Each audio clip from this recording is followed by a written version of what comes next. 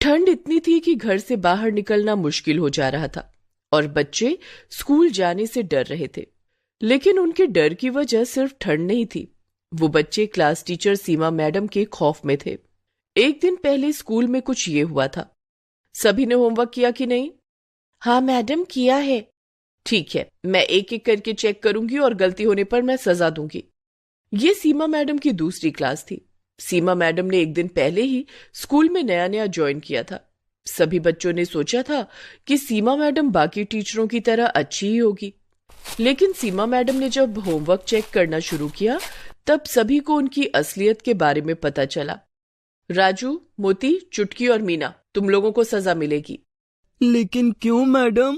क्योंकि होमवर्क में गलती है। तुम चारों यहाँ लाइन लगाकर खड़े हो जाओ। चारों लाइन में खड़े हो गए। उन्होंने सोचा कि सीमा मैडम ज्यादा से ज्यादा मुर्गा बनाएंगी या तो 2 थप्पड़ मारेंगी। लेकिन सीमा मैडम के दिमाग में तो कुछ और चल रहा था। बाहर बर्फ गिर रही थी। सीमा मैडम बाहर से बर्फ लाई और चारों के स्वेटर के अंदर घुसा दिया। इतनी कपकपाती ठंड में स्वेटर के अंदर बर्फ जाने से चारों के चारों जोर जोर से चिल्लाने लगे। बहुत ठंडा है। मैडम, मैडम बर्फ निकाल लीजिए मैडम, हमसे और गलती नहीं होगी। लेकिन सीमा मैडम ने हंसते हुए कहा, बर्फ तो मैं नहीं निकालूंगी और कोई नहीं निकालेगा। ये सजा याद रहनी चाहिए, तब जाकर तुम लोग सुधरोगे। और हाँ, ये बात अगर घर पर किसी को बताई तो और ज्यादा सजा मिलेगी। सारे बच्चे बहुत डर गए। राजू, चुटकी, मोती और मीना चारों ठंड से कांपते हुए अपनी अपनी जगह पर बैठ गए। क्लास खत्म होने के बाद सीमा मैडम बाहर चली गई। तब बाकी बच्चों ने चारों के स्वेटर से बर्फ निकाल दिया। उनको थोड़ी सी राहत मिली। लेकिन तभी सीमा मैडम वापस आ गई। किसने निकाला बर्फ? किसने किया? किसी ने उत्तर नहीं दिया। मेरे मना करने के बावजूद तुम लोगों ने स्वेटर से बर्फ निकाला। तुम सब सजा के ही लायक हो, सबको सजा मिलेगी। ये बोलकर सीमा मैडम ने सभी के स्वेटर में बर्फ घुसा दिया और शाम तक घर लौटते लौटते सभी को जुकाम हो गया। राजू की माँ सुनीता कहने लगी, क्या हो गया बेटा? सुबह तक तो तू ठीक था, अचानक से जुकाम कैसे हो गया तुझे? राजू सब कुछ सच सच बताने जा ही रहा था, लेकिन तभी उसे सीमा मैडम की बात याद आ गई। और हाँ, ये बात अगर घर पर किसी को बताई तो और ज्यादा सजा मिलेगी। ये सोचकर राजू डर गया और उसने अपनी माँ से कहा, माँ, वो बाहर बहुत ठंड है ना, ऊपर से बर्फबारी भी हो रही है, इसीलिए ठंड लग गई है। मैं कल स्कूल नहीं जाऊंगा। नहीं जाएगा? लेकिन क्यों बेटा? थोड़ा सा जुकाम ही तो है। नहीं माँ, जुकाम ठीक होने के बाद ही स्कूल जाऊंगा। नहीं बेटा, एग्जाम सर पर है, अभी स्कूल जाना ही होगा। सुनीता ने राजू की बात नहीं मानी। उसने सोचा कि राजू छोटा है इसीलिए बहाना बना रहा है। अगले दिन राजू स्कूल गया। बाकी बच्चे भी स्कूल आ गए। वो सभी सीमा मैडम के खौफ में थे। आज भी सीमा मैडम आएंगी और हमसे कुछ ना कुछ करवाएंगी। मुझे तो बहुत डर लग रहा है, पता नहीं आज क्या होगा। कुछ देर बाद सीमा मैडम क्लास के अंदर आई और कहा, बच्चों, आज पढ़ाने का मूड नहीं है, आज मैं आराम करूंगी। राजू, चुटकी यहाँ आओ और मेरे पैर दबा दो। सीमा मैडम कुर्सी पर बैठ गई। राजू और चुटकी पैर दबाने लग गए। अरे अच्छे से दबाओ, ताकत नहीं है क्या? मैडम, मुझे जोर की भूख लगी है। तुम लोग टिफिन लाए हो ना? हाँ मैडम, लाए हैं। हाँ, तो एक एक करके मेरे सामने टिफिन ले आओ। जिसका खाना मुझे अच्छा नहीं लगेगा उसे सजा मिलेगी। ये सुनकर डर के मारे सभी बच्चों के हाथ पैर ठंडे पड़ गए। बच्चों ने अपना अपना टिफिन लेकर लाइन बना लिया। लाइन में सबसे आगे टीना थी। उसने सीमा मैडम को टिफिन खोल कर दिया। उसमें पूरी सब्जी और गाजर का हलवा था। अरे वाह, पूरी सब्जी और गाजर का हलवा, बहुत बढ़िया, खाकर देखती हूँ। सीमा मैडम ने पूरी सब्जी और गाजर का हलवा खाया और फिर उंगलियां चाटने लग गई। बहुत स्वादिष्ट था खाना। टीना, तुम बैठ सकती हो। उफ, आज तो बाल बाल बच गई। उसके बाद मीना टिफिन लेकर आई। उसकी माँ ने पोहा बनाकर दिया था। टिफिन खोलते ही सीमा मैडम ने मुंह बना लिया। अरे छी छी छी, सारा मूड खराब कर दिया। पोहा कौन खाता है यार? पोहा क्यों लाई है? मीना डर डर कर बोलने लगी, मुझे पोहा पसंद है मैडम, इसीलिए माँ ने बना कर दिया है। पोहा कितना सूखा होता है, पोहा नदी में फेंक दो तो नदी का पानी ही सूख जाएगा। मीना मन ही मन सोचने लगी, हाय आज तो मर गई, मैडम को पोहा पसंद नहीं है। मीना, तूने मेरा मूड खराब किया है, मैं तुझे सजा दूंगी। मीना ने तुरंत रोते हुए सीमा मैडम के पैर पकड़ लिए। मुझे माफ कर दीजिए मैडम, मुझसे गलती हो गई, कल से मैं पूरी हलवा हिलाऊंगी। लेकिन सीमा मैडम को तो सजा देकर मजा आता था। उन्होंने मीना को बाहर भेजा और बाहर से एक बर्फ का बड़ा सा टुकड़ा लाने के लिए कहा। मीना ने वही किया। वो अपने हाथों से एक बड़ा सा बर्फ का टुकड़ा उठाकर अंदर ले आई। उसने सोचा यही उसकी पनिशमेंट थी, लेकिन सीमा मैडम इतनी आसानी से छोड़ने वाली थोड़ी थी। उन्होंने कहा, मीना अब अपना जूता उतार और उस बर्फ के टुकड़े पर खड़ी हो जा। क्या? मैडम प्लीज माफ कर दीजिए ना, मुझसे गलती हो गई, प्लीज मैडम। लेकिन सीमा मैडम पर रोने धोने का असर नहीं होता था। उन्होंने मीना को नंगे पैर उस बर्फ के टुकड़े पर खड़ा करके ही दम लिया और उसके बाद एक के बाद एक बच्चों की टिफिन खोलती गई और एक के बाद एक बच्चों को सजा मिलती गई। अंत में सीमा मैडम ने चुटकी और राजू का खाना भी खाया, लेकिन खाना पसंद न आने पर उन्होंने उन दोनों को भी बर्फ के टुकड़े पर नंगे पैर खड़ा कर दिया और फिर डंडे से सभी को मारने लगी। गंदा खाना लाते हो स्कूल में? तुम्हें शर्म नहीं आती? इतनी ठंड में नंगे पैर बर्फ पर खड़ा होना ही बहुत बड़ी बात है। ऊपर से उन्हें मार भी पड़ रही थी। बेचारे बच्चे ये कैसे सह पाते। मीना बेहोश हो गई और गिर पड़ी। उसे घर भेज दिया गया। उसके माता पिता ने भी सोचा कि ज्यादा ठंड की वजह से हुआ ऐसा, लेकिन मीना भी अपनी माता पिता से सच कहने में डर रही थी। वो भी सच नहीं बोल पाई। इसीलिए सीमा मैडम को और ज्यादा छूट मिल गई। वो हर रोज बच्चों पर अत्याचार करने लगी। कभी वो बच्चों पर ठंडा पानी छिड़कने लगी तो कभी ठंड में क्लास का पंखा चलाने लगी। इससे सभी बच्चे परेशान हो गए। 1 महीना ऐसे ही बीत गया। स्कूल प्रिंसिपल को कुछ भी पता नहीं चला और 1 महीने से ये सब सहते सहते बच्चे परेशान हो गए। हमें कुछ करना होगा, ये सब कब तक चलता रहेगा? लेकिन हम क्या करेंगे राजू? मैडम बहुत शातिर है। हम बाहर कुछ भी बोलेंगे तो कौन हम पर यकीन करेगा? हाँ, मम्मी पापा सोचेंगे कि हम स्कूल न जाने का बहाना बना रहे हैं। हाँ, ये सही कहा, हमें दिमाग लगाना होगा। राजू घर चला गया और उसी दिन विदेश से उसके चाचा लौट आए। उन्होंने राजू को एक पेन दिया। ये क्या चाचा, आप विदेश से मेरे लिए केवल एक पेन लाए हो? ये ऐसा वैसा पेन नहीं है राजू बेटा, ये देख, इसमें कैमरा है। लिखने के साथ साथ सब कुछ इसमें रिकॉर्ड भी होगा। ये सुनते ही राजू के दिमाग की घंटी बजने लगी। अगले दिन वो पेन लेकर स्कूल चला गया और अपनी जेब में पेन को रख दिया। पेन का ऊपरी हिस्सा बाहर निकला हुआ था और उसी हिस्से में कैमरा लगा हुआ था। आज भी रोज की तरह सीमा मैडम सबको डांटने मारने लगी और अंत में वो रोज की तरह सबको सजा देने पर उतर आई। उन्होंने आज तो हद ही पार कर दिया। उन्होंने सभी बच्चों को बाहर बर्फ में निकाल दिया और बर्फ पर सुला दिया। कुछ देर बाद क्लास में लौटने के बाद सभी बच्चे खांसने छींकने लगे और 10-12 बच्चे बेहोश हो गए। प्रिंसिपल दौड़कर आए और उन्हें अस्पताल में भर्ती किया गया। सभी बच्चों के पेरेंट्स अस्पताल चले आए। लेकिन ये सब हुआ कैसे? हाँ, सभी एक साथ बीमार कैसे पड़ गए? सीमा मैडम पास ही में खड़े होकर हंस रही थी। तभी राजू ने कहा, ये सब सीमा मैडम की वजह से हुआ है। क्या? मेरी वजह से? क्या बोल रहे हो तुम राजू? मैं तुम लोगों से कितना प्यार करती हूँ। झूठ, सब कुछ झूठ। ये देखिए। राजू ने पेन निकाला और उसे फोन से कनेक्ट करके सभी को सब कुछ दिखाया। सीमा मैडम की हालत खराब हो गई। इतनी ठंड में भी वो पसीने पसीने होने लगी और पेरेंट्स सीमा मैडम पर बहुत गुस्सा हो गए।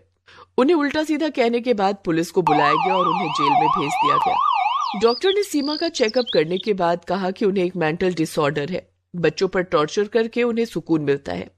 कोर्ट ने उन्हें 20 साल की सजा दी और ये भी घोषित कर दिया कि 20 साल बाद भी उन्हें कभी भी कोई भी स्कूल नौकरी नहीं दे सकता।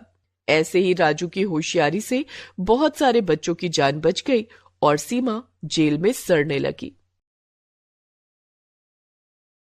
अदिति 9वीं क्लास में पढ़ती थी। वो काफी मोटी थी। उसे मूली के पराठे बहुत पसंद थे। मूली के पराठे खा खा कर वो और भी ज्यादा मोटी हो गई थी। उसके मूली के पराठे खाने की आदत से सब परेशान थे। अदिति बेटा, जल्दी से नाश्ता कर लो, स्कूल की बस आती ही होगी। माँ, आपने नाश्ते में क्या बनाया है? आज तो मैंने आलू के पराठे बनाए हैं। माँ, आपको पता है ना कि मुझे मूली के पराठे कितने पसंद हैं। आप मूली के पराठे क्यों नहीं बनाती? मैं स्कूल तभी जाऊंगी जब मुझे मूली के पराठे खाने को मिलेंगे। अदिति बेटा, अभी तो गर्मियों का मौसम है। मूली का सीजन तो ठंड में आता है। ठंड का मौसम आने दे, तुझे मूली के पराठे बनाकर खिलाऊंगी। प्रॉमिस?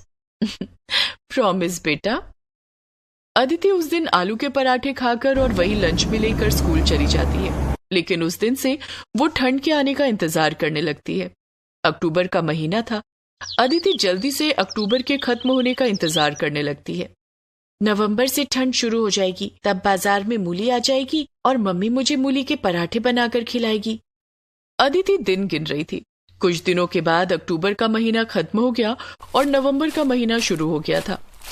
अदिति एक दिन स्कूल बस से घर लौट रही थी, तभी उसने घर के पास देखा कि सब्जी वाला ठेले पर मूली बेच रहा था। उस दिन घर जाकर उसने अपनी माँ से कहा, माँ, बाहर सब्जी वाला ठेले पर मूली बेच रहा है, चलो ना मूली खरीद लो। प्रीति बाहर जाकर देखती है तो सब्जी वाला मूली बेच रहा था। सब्जी वाले भैया, मूली कैसे दिए? 60 रुपए किलो मैडम। इतना महंगा? बहन जी, सीजन का नया मूली है, अभी अभी बाजार में आया है, महंगा तो होगा ही। भैया 50 रुपए किलो लगा दो। नहीं हो पाएगा बहन जी, इतनी तो हमारी खरीद भी नहीं है। सब्जी वाला जाने लगता है। अदिति जिद करने लगती है, माँ, आपने कहा था कि ठंड के मौसम में आप मूली के पराठे बना कर दोगी, आपने मूली क्यों नहीं खरीदी? प्रीति को मूली खरीदनी पड़ती है। वो सब्जी वाले को रोकती है, भैया जरा रुको, 1 किलो मूली देते जाओ। ये लो बहन जी। सब्जी वाला 1 किलो मूली प्रीति को देता है। ये लो आपके 60 रुपए। मूली देखकर अदिति बहुत खुश हो जाती है। उस रात डिनर में प्रीति मूली के पराठे बनाती है। अदिति ने 4 मूली के पराठे खा लिए। माँ, मुझे एक और पराठा चाहिए। अदिति बेटा, तूने 4 पराठे पहले ही खा लिए, जरा अपने वजन की ओर भी देख, कितना ज्यादा है। इतने पराठे खाएगी तो और मोटी हो जाएगी। ठीक है माँ, अभी मत दो, लेकिन कल सुबह नाश्ते में मुझे मूली के पराठे ही चाहिए, मैं तभी स्कूल जाऊंगी। ठीक है अदिति, कल सुबह तुझे मूली के पराठे ही दूंगी। दूसरे दिन भी प्रीति अदिति को नाश्ते में मूली के पराठे बनाकर देती है। अदिति नाश्ते में भी मूली के 4 पराठे खा जाती है। अदिति, तूने रात में भी मूली के 4 पराठे खाए थे और अभी नाश्ते में भी। बेटा, इतना ज्यादा खाएगी तो और मोटी हो जाएगी। माँ, मैं मूली के पराठे देखकर खुद को नहीं रोक सकती।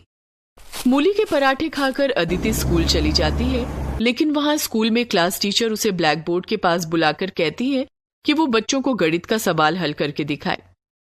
अदिति ब्लैक बोर्ड पर गणित का सवाल हल कर ही रही थी कि उसने बहुत गंदी गैस छोड़ दी। मूली के पराठे खाने के कारण उसकी गैस से बहुत गंदी बदबू आ रही थी। क्लास के सभी बच्चे अपनी अपनी नाक बंद करके क्लासरूम छोड़कर बाहर आ गए। क्लास में हंगामा बच गया। अदिति, ये सब क्या है? क्या तुम स्कूल आने से पहले फ्रेश नहीं होती? होती हो ना मैडम, वो क्या है कि कल रात मैंने मूली के पराठे खाए थे और आज सुबह भी मूली के पराठे खाए। क्या? कल रात भी और आज सुबह भी? हाँ, मुझे मूली के पराठे बहुत पसंद हैं। लेकिन तुम्हारी पसंद का नुकसान हम सबको भरना पड़ रहा है। लेकिन अदिति को इन सब से कोई फर्क नहीं पड़ा। वो तो अब भी मूली के पराठे खाने पर उतना ही जोर देती। घर आकर उसने अपनी माँ से कहा, माँ, मूली खत्म हो गई क्या? हाँ, खत्म हो गई। सबके पराठे बनवाकर तूने खा लिए। अदिति के पिताजी वहीं सोफे पर बैठे थे और अपने लैपटॉप पर ऑफिस का काम कर रहे थे। उन्होंने अदिति से कहा, क्या बात है अदिति, तुम्हें मूली के पराठे खाने हैं क्या? हाँ पापा। ठीक है, मैं अभी ऑनलाइन ऑर्डर कर देता हूँ, 10 मिनट में मूली आ जाएगी। शेखर, इसने कल ही तो मूली के पराठे खाए हैं और आज सुबह नाश्ते में भी मूली खाकर स्कूल गई थी। आप भी ना इसकी हर जिद मान लेते हैं। रोज रोज मूली के पराठे कौन खाता है? खाने दो ना प्रीति, वैसे भी गर्मियों के मौसम में मूली कहाँ मिलती है, सिर्फ ठंड की ही तो बात है। थोड़ी देर में घर की घंटी बजती है और डिलीवरी बॉय मूली देने आता है। अदिति खुशी खुशी मूली रिसीव करती है और किचन में प्रीति को लाकर देती है। माँ, ये लो मूली, आज रात में मूली के पराठे बनाना। प्रीति ने अपने मन में कहा, उफ, ये मूली तो मुसीबत बन गई। प्रीति ने ना चाहते हुए भी डिनर में मूली के पराठे बनाए और अदिति ने जमकर मूली के पराठे खाए। अब तो अदिति रोज रोज प्रीति से मूली के पराठे बनाने के लिए कहती, प्रीति, अदिति के लिए मूली के पराठे रोज बना दिया करो। अदिति को अब रोज मूली के पराठे खाने के लिए मिलते, जिसे खा खा कर वो और ज्यादा मोटी हो गई थी और स्कूल में रोज गंदी गैस छोड़ती थी। स्कूल के बच्चे और टीचर सभी उसकी इस आदत से परेशान हो गए थे। इसी तरह नवंबर का महीना बीत गया और दिसंबर भी आ गया। अब तो ठंड और बढ़ गई थी। ऐसे में अदिति का मूली के पराठे खाना और भी बढ़ गया। प्रीति मूली के पराठे बनाकर और रोज रोज खाकर परेशान हो चुकी थी। एक बार की बात है, अदिति के स्कूल में वार्षिक समारोह होने वाला था। अदिति ने घर आकर शेखर को ये बात बताई। पिताजी, स्कूल में वार्षिक समारोह होने वाला है जिसमें सभी बच्चे भाग लेंगे। मैं भी एक डांस प्रोग्राम में भाग लूंगी। हाँ अदिति बेटा, तुम वार्षिक कार्यक्रम में जरूर भाग लेना। रोज डांस की प्रैक्टिस करोगी तो शायद तुम्हारा मोटापा भी थोड़ा कम हो जाएगा। लेकिन शेखर ने जैसा सोचा था वैसा नहीं हुआ। अदिति ने वार्षिक कार्यक्रम में भाग तो ले लिया, लेकिन डांस की प्रैक्टिस करने के बाद उसे और ज्यादा भूख लग जाती और वो पहले से भी ज्यादा खाना खाने लगी। अब वो पहले से ज्यादा मूली के पराठे खाती। ओहो, मैं तो मूली खरीद खरीद कर थक गई हूँ, कहीं देश में मूली का अकाल ना पड़ जाए। ऐसा बड़बड़ाते हुए प्रीति सब्जी वाले को रोकती है। सब्जी वाले भैया, रुकना जरा। बोलिए बहन जी, क्या दूं? मेथी का साग, बथुआ का साग, ताजे ताजे बैंगन या गाजर? अरे ये सब छोड़ो, मुझे 1 किलो मूली दे दो। रोज रोज मूली के पराठे खाती हो बहन जी? कभी कोई और सब्जी भी खाकर देखो। ठंड का मौसम है, इतनी सारी हरी पत्तेदार सब्जियां हैं, सब अभी खेत से तोड़ कर लाया हूँ। प्रीति ठंडी सांस भरते हुए कहती है, हमारे घर में तो सिर्फ मूली के पराठे ही खाए जाते हैं, आप मुझे मूली ही दे दो। फिर 1 किलो मूली में क्या होगा? आप 2 किलो मूली ले लो, क्योंकि कल मैं सब्जी लेकर नहीं आऊंगा। सब्जी वाला प्रीति को 2 किलो मूली दे देता है। प्रीति मूली के पराठे बनाती है। इधर अदिति का वार्षिक कार्यक्रम नजदीक आ गया था। माँ, कल हमारे स्कूल में वार्षिक कार्यक्रम है, आपको और पापा को स्कूल आना है। ये रहा पास, ठीक 11 बजे आप दोनों स्कूल आ जाना। ठीक है अदिति बेटा, मैं और तेरे पापा स्कूल आ जाएंगे। माँ, कल नाश्ते में मूली के पराठे बना देना और मुझे लंच में भी 4 मूली के पराठे दे देना। ठीक है। दूसरे दिन अदिति नाश्ते में 4 मूली के पराठे खा लेती है और लंच में भी 4 मूली के पराठे लेकर जाती है 11 बजने से पहले। कार्यक्रम खत्म होने में पता नहीं कितना वक्त लग जाएगा, मैं लंच अभी ही कर लेती हूँ। और अदिति ने लंच में मिले मूली के पराठे खा लिए। अदिति को इस बात का अंदाजा नहीं था कि इतना ज्यादा मूली के पराठे खाना उसके लिए कितना मुश्किल हो जाएगा। जब 11 बजे कार्यक्रम शुरू हुआ तब अदिति अपने क्लास के बच्चों के साथ एक डांस परफॉर्म कर रही थी, लेकिन उसी बीच मूली के पराठों ने अपना असर दिखाना शुरू किया और अदिति गैस छोड़ने लगी। गैस की बदबू इतनी गंदी थी कि स्टेज पर नाच रहे दूसरे बच्चे स्टेज छोड़कर भागने लगे। सारे बच्चे स्टेज छोड़कर भाग गए और अदिति अकेली रह गई। इस तरह उसका डांस शो पूरा नहीं हो पाया। कार्यक्रम में मौजूद स्कूल के प्रिंसिपल, टीचर, स्कूली बच्चों के अभिभावक भी गैस की गंदी बदबू से अपनी अपनी कुर्सी छोड़कर भाग गए। सभी एक दूसरे के साथ कानाफूसी कर रहे थे। कार्यक्रम में आए अदिति के माता पिता को काफी शर्मिंदगी महसूस हुई। अदिति रोते हुए उनके पास आई। माँ, देखो ना, सभी लोग कार्यक्रम छोड़कर भाग गए और सब मेरे बारे में पूछ रहे हैं। अदिति बेटा, मैंने तो तुम्हें पहले ही कहा था कि इतना ज्यादा मूली के पराठे खाना ठीक नहीं है। ये सब उसी का नतीजा है। मूली के पराठे खा खाकर तुम और भी मोटी हो गई हो और आज तो जो हुआ तुमने देख ही लिया।